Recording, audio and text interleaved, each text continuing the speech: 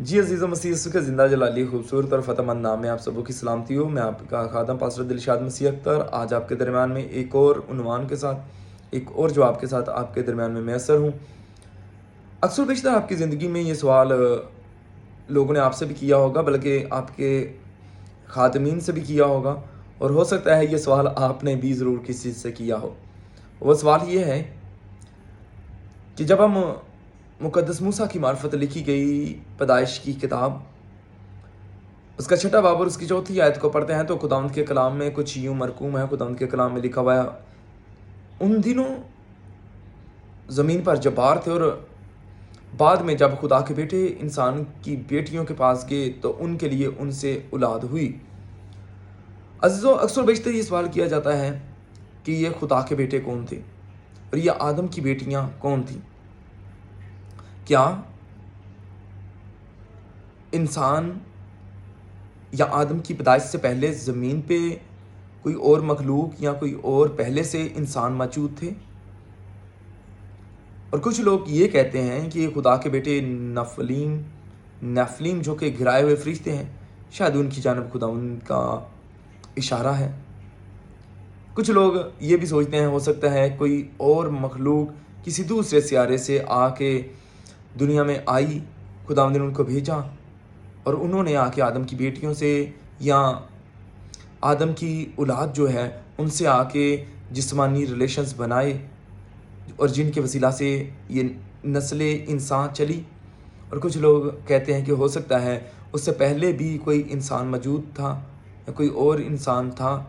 जैसे आप लीलत का वाक़या पढ़ते हैं तो हो सकता है कि लीलत की औलाद ने आदम की औलाद से शादियाँ की, या इंसानों ने इंसानों ही से जिनकी शुरुआत मुक़द्दस आदम और हवा से हुई, उन्होंने आपस में शादियाँ की। अज़ीज़ों, खुदावंद के कलाम को जब आप पढ़ते हैं तो हमें देखना पड़ेगा कि क्या ये जो जबार हैं इनके लिए हमें बाइबल मुक़द्दस में किसी और कौम, कबीले या उम्मत या लोगों का ज़िक्र मिलता है जो इन्हीं की तरह दो हैकल थे, कद्दो-कामत में तवील थे, जो कि अपनी कदावरी की वजह से मशहूर थे। खुदावंद के कलाम में इस्तिस्ना 10वां बाब और उसकी दूसरी आयत में जब आप पढ़ेंगे तो आपको एमीन का जिक्र मिलेगा, जिनके लिए लिखा हुआ है कि वो अनाकीम की मानद बड़े बड़े इंसान और लंबे लंबे और शुमार में बहुत ज़्यादा थे। फिर इसी तरह इस्तिस्ना एक बाब पहला बाब और उसकी 28वीं आयत में लिखा हुआ है, वहाँ अनाकीम की औलाद को देखा। और इसी तरह जब हम मुक़द्दस यशवा की ज़िंदगी को देखें तो मुक़द्दस यशवा के लिए भी लिखा हुआ है कि वो अनाकीम के साथ लड़ा जो कि दराज़कद थे, और उसने उन सब को कत्ल किया। तो हमें बाइबल मुक़द्दस में ऐसी कई कबीलों का जिक्र मिलता है, जैसे जात का जूलियत जो है उसका जिक्र मिलता है, उसके 4 और भाइयों का यानी कि टोटल 5 का हमें जिक्र मिलता है जो कि बड़े कदावर थे। लेकिन अजीज़ों, वो ना तो आले फरिश्तगान थे और ना फरिश्तों की नस्ल से थे, क्योंकि खुदावंद यीशु मसीह से पूछा गया कि क्या क़यामत के बाद शादियाँ होंगी या क़यामत के बाद एक औरत जो है वो इन भाइयों में से किसकी बीवी होगी। तो खुदावंद यीशु मसीह ने कहा कि क़यामत के बाद लोग फरिश्तों की मानद रहेंगे, क्योंकि फरिश्तों की शादियाँ नहीं होती। फरिश्ते रूहानी जिस्म रखते हैं, वो नूरानी मखलूक़ात हैं, और रूह का जेंडर नहीं होता। जेंडर होने के लिए आपके पास जो है वो जिस्म का होना ज़रूरी है, क्योंकि जिस्म रूह को शक्ल देता है और इसी के वसीला से हमारा जेंडर डिफाइन होता है। लेकिन चूँकि फरिश्ते रूहें हैं इसलिए उनका कोई जेंडर नहीं है। इसलिए खुदावंद यीशु मसीह ने कहा कि आने वाले दौर में या जो अगली दुनिया है, हमेशा की ज़िंदगी है, वहाँ पे चाहे कोई जहन्नम में है या कोई फ़िरदौस में है, वहाँ पे शादियाँ नहीं होंगी। वहाँ पे लोग फरिश्तों की मानद पाकीज़गी की ज़िंदगी बसर करेंगे, रूहानी और जलाली बदन के साथ होंगे।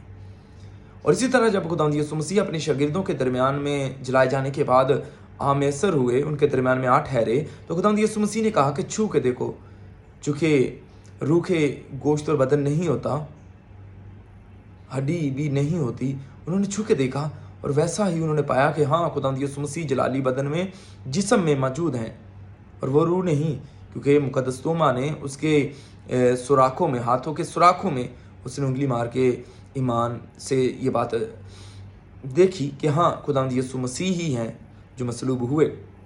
इसलिए ये मुमकिन ही नहीं कि आसमान से गिराए हुए फरिश्ते आदम की औलाद के पास आएँ और उनके साथ जो है वो जिनसी ताल्लुकात कायम कर सकें, क्योंकि ऐसा नामुमकिन था। वो जलाली मखलूक हैं और वो ऐसा नहीं कर सकते थे, और ना उन्होंने ऐसा किया, क्योंकि जिस्म रखते हुए वो रिलेशंस रख सकते थे, और उनके पास जिस्म नहीं, उनके पास रूहानी जिस्म है, जिस्मानी जिस्म नहीं है।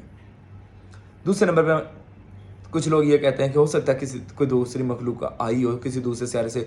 अजीज़ व हरगिज़ ऐसा जो है वो पॉसिबल नहीं है, क्योंकि इसको साबित करने के लिए आपको साइंस का सहारा लेने पड़ेगा, और साइंसदान इस बात को बिल्कुल भी वो नहीं मानते। कुछ साइंसदान मानते हैं और कुछ साइंसदान जो हैं वो इसके ख़िलाफ़ हैं कि नहीं, ये भी पॉसिबल नहीं है, क्योंकि पहले नंबर पे एलियंस के हमारे पास कोई सबूत नहीं है, और सबूत होते हुए भी एलियंस जो है उनके पास ऐसे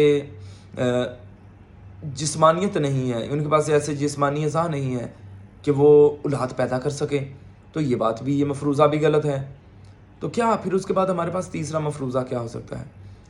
अज़ीज़, तीसरा मफरूज़ा समझने के लिए अब मुक़द्दस यूहन्ना रसूल का पहला ख़त, उसका 3 बाब, उसकी 6 आयत से जब आप आगे पढ़ेंगे तो लिखा हुआ है कि जो कोई गुनाह करता है वो अपने बाप इब्लीस से है, और लिखा हुआ है कि जो कोई खुदा से पैदा हुआ है वो गुनाह नहीं करता, क्योंकि उसका तुखम, खुदा का तुखम उसमें बना रहता है। और पैदा होने का तअल्लुक़ या औलाद होने का तअल्लुक़ तुखम के साथ है। जिस तरह लिखा हुआ है कि इब्लीस के तुखम में है, उसकी सृष्ट में है कि वो गुनाह करता है, इसी तरह खुदा ने कहा कि जो कि गुनाह करेगा वो अपने बाप इब्लीस से है। इट्स मीन कि वो इब्लीस के तुखम से है, गुनाह के तुखम से है, वो इब्लीस से है। और जो कि खुदा से पैदा होता है वो गुनाह नहीं करता, मतलब वो नेकी करता है, वो अच्छे काम करता है, तो इट्स मीन कि वो खुदा से पैदा हुआ है।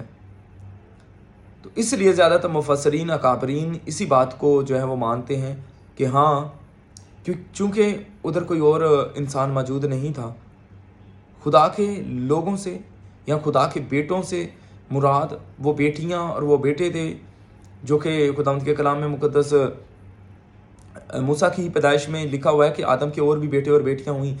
उन बेटे और बेटियों में से जो अच्छे लोग थे, जो अच्छे बेटे और बेटियां थी, उन्होंने जब जो गुनाहगार बेटे और बेटियां थे उन्हीं के सिलसिला नसब में जो हमें ज़िक्र मिलता है, हमें पता चलता है उनमें से जो गुनाहगार थे उन्होंने जब अच्छे या जो अच्छे लोग थे, जो परहेज़गार थे, मुत्तकी थे, खुदा की राहों पे चलने वाले थे, खुदा के खौफ में चलने वाले थे, उन्होंने जब आपस में शादियां की तो ये लोग पैदा हुए। हाँ, एक और बात बताता जाऊँ कि दराज कद होना या क़दामत में बड़ा होना, अपनी उम्र से ज़्यादा बड़ा होना, अजीज़ों, ये कोई बरकत नहीं है, इट्स जेनेटिकल डिफेक्ट। ये मेडिकली जीन्स का एक जीन्स होते हैं जिनके वसीला से आपके सारे जो फंक्शंस होते हैं, जिस्म के कंट्रोल होते हैं, ये उसका डिफेक्ट है। इसलिए बाइबल मुक़द्दस हमें अपने सवालों पे, अपनी ज़ात पे उठे हुए तमाम सवालों का खुद ही जवाब देती है। बाइबल मुक़द्दस बताती है कि ये आदम के बेटे अच्छे लोग थे या बुरे लोग थे।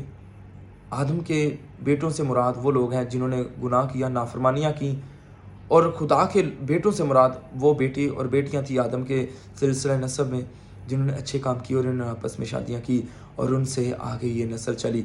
हाँ, ये फिर बताता जाऊँ कि ये आदम ही से थे, क्योंकि खुदावंद ने पहला आदम, मुक़द्दस आदम को बनाया और उसी से हवा को बनाया, और उसी से ये सिलसिला आदमियत चला।